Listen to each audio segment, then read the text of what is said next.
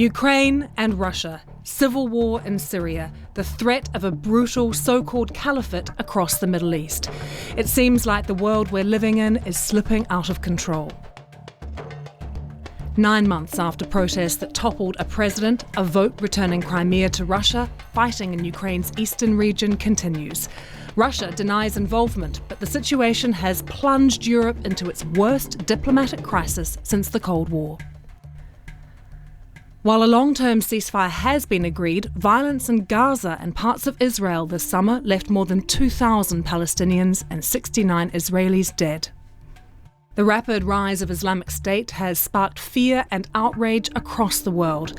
This extremist group has beheaded and crucified prisoners and declared a caliphate in Iraq and Syria. Since the overthrow of Colonel Gaddafi, militia groups are Libya's biggest security threat as successive governments have struggled to exercise control. Al-Qaeda's leader announced the creation of Al-Qaeda in the Indian subcontinent and continued loyalty to the Taliban in Afghanistan. Many fear the Taliban's resurgence when foreign troops leave in December. Southeast Asia has been the base of radical Islamist groups for decades, particularly those in the Philippines and Indonesia.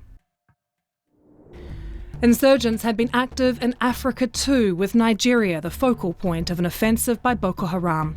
Its attacks, assassinations and abductions have led to the deaths of thousands. Violence continues in South Sudan and the Central African Republic. With events like these shaping our world and millions of people fleeing the conflicts, who holds the power? How do you operate in a world where diplomacy is off the table and sanctions don't appear to apply anymore?